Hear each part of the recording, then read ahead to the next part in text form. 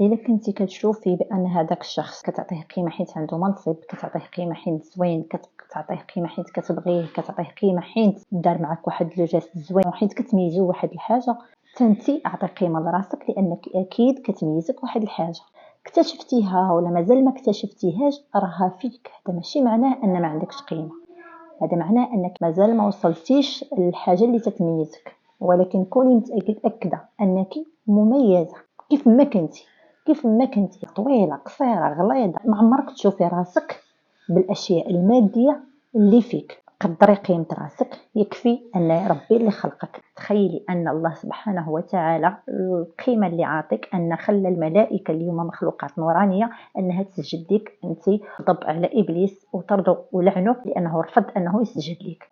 كيفاش ربي كيشوفك وكيفاش انت كتشوفي راسك؟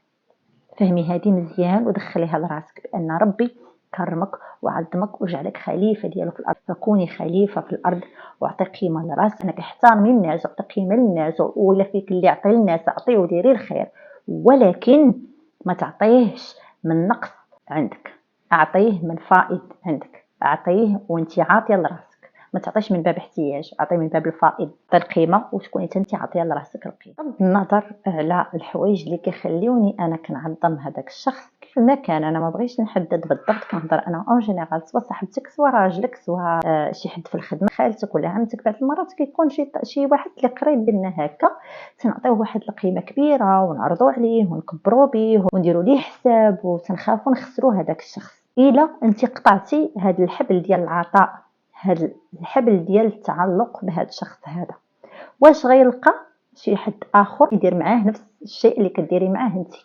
واش كلشي كيتصرف معاه بنفس ديك الطريقه، او لا انا غير بوحدي اللي انا كنشوفو واو شي حاجه خارقه، او لا ربما حتى شي حد ما مسوق ليها او لا ليه، ربما غير انا اللي مكبره الشان وعاطيه هذيك القيمه كبيره، ربما اللي خسرني انا وما بقيتش كنعطي عليه يحس بالفرق ويحس بانه خسرني، وربما ما يحسش كاع بالفرق. فلا عوض من انني نبقى مركزه على هذاك الشخص ونبقى مركزه على الخوف ديالي من الفقدان ديالو وعلى اشنو نعطيه باش نرضيه، ندور المرايا لجهتي. عوض انك تبقاي مركزه على المزايا ديال داك الشخص والخوف ديالك من فقدان هذاك الشخص، ركزي على المزايا ديالك، انك تدوروا المرايا لجهتكم. عليكم انفسكم، لا يضركم من ضل إذا اهتديتم، ولا يغير الله ما بقوم حتى يغيروا ما بأنفسهم. يعني عليك براسك إلا بغيتي أي حاجة تغير معاك، تهلاي في راسك وتهلاي في صحتك.